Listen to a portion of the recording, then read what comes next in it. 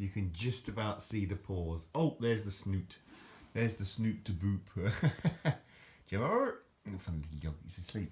So hello. Today I'd like to take a look at this, which is another of my well, by now I've no doubt infamous car manuals that I have. This one's for the Austin Allegro.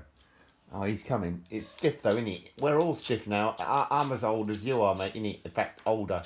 He says, I have to get oiled first, Dad, before I can start off. It's like an old steam train, isn't it? Bless you. But yeah, my uncle had one of these. My uncle Alan. After he rolled his Beetle, he bought one of these. He didn't like the car much, but well, you know, needs must when the devil drives, as they say. Well, not that my uncle was a devil, bless him, but he was a very kind man. But this was a British Leyland BL, sort of one of their on the slippery slope sort of cars, you know, made at Longbridge in Birmingham. I do love people from Birmingham, actually. I love the Brummie accent. So from 1976. Yeah, what can you say about it? It was. They tried their best, but it was. Yeah, there were loads of jokes about this car, you know, because they weren't that well. Well, maybe they were that well built, but some of them had problems. And the old joke was that what happens when the wheel falls off an Austin, and the answer was Allegros. God, I slapped my thigh with the mirth. But yeah, okay. So my mate Chris Endicott had one of these as well, and I taught him to drive in it when we were at college, because I got my test quite early when I was sort of 17, and Chris was struggling with driving because he was frightened of driving, and I said, why are you frightened of driving? He said, it's all too much to think about. And anyway, I got him. I'm not trying to blow my own horn or anything, but I relaxed him and got him.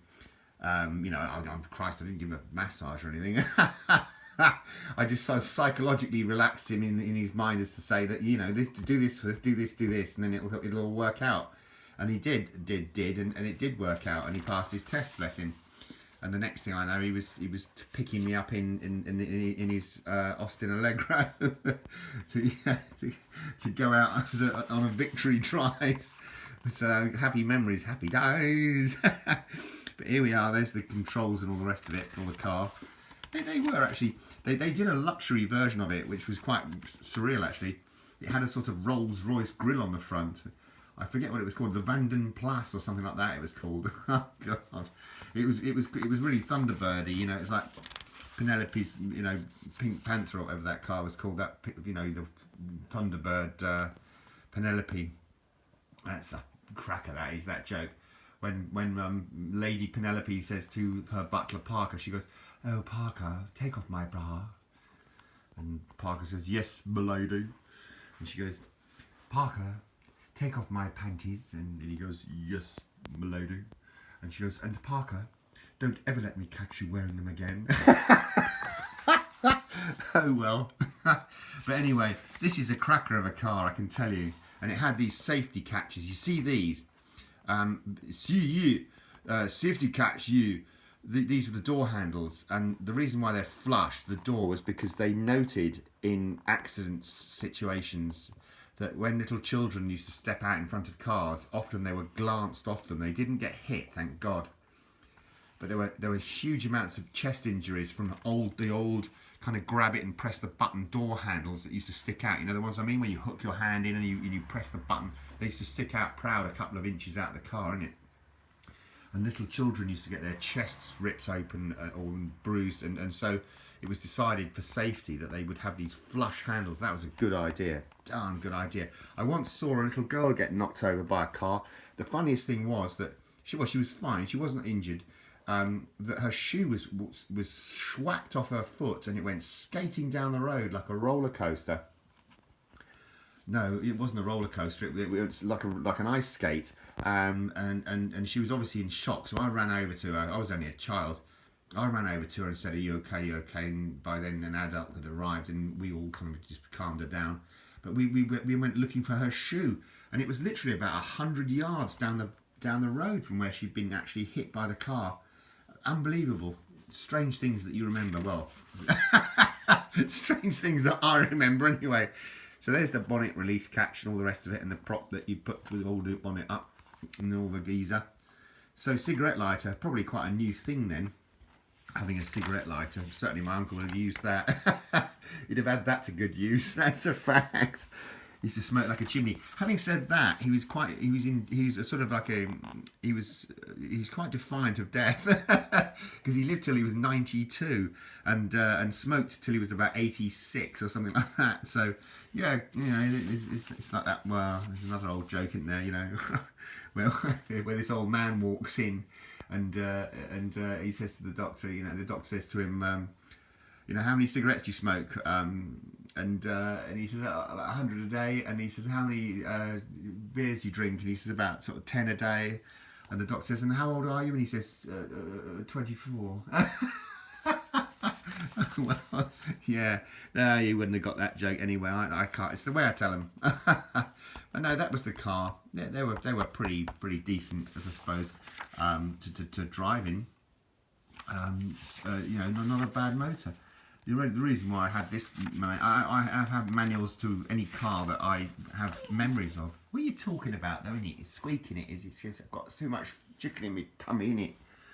So that looks like the brake fluid reservoir. The clutch master cylinder. I tell no lies. I had one of those fail on me once. That's interesting, I can tell you. And that's one with a servo. You see this thing here? It's called a servo. Parker. No, I'm joking. But they're useful, the servos, because they make braking a lot lighter.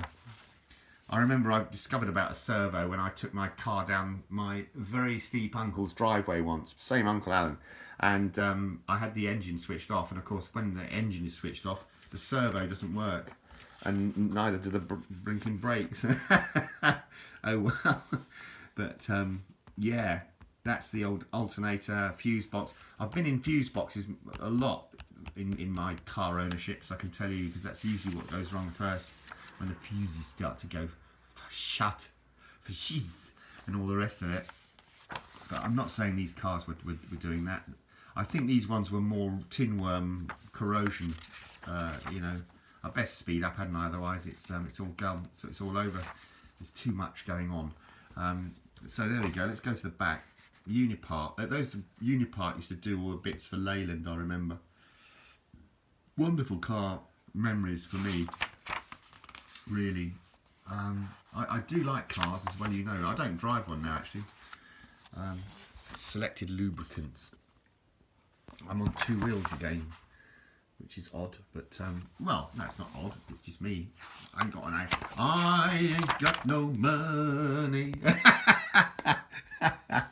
It's like the old skull that says, I ain't got nobody. Oh well, yeah. So really interesting. I like collecting these things. They're not expensive either. You know, a couple of quid sort of thing here and there. It probably costs more to post it than it does. And nowadays I get scunched by the old tax man over here. He's a crook. I can tell you. You must have long fingernails to count the money. But yeah, Unipart, oil filters, Struth, all the memories. Anyway, thanks ever so much for watching. I really appreciate it. There's Jimmy, he's the handsome one. All the very best wishes. If you've got this far as well, you know you must be nuts. Cheers. I don't mean that. I know. I'm really appreciative. Thank you so much. Cheers.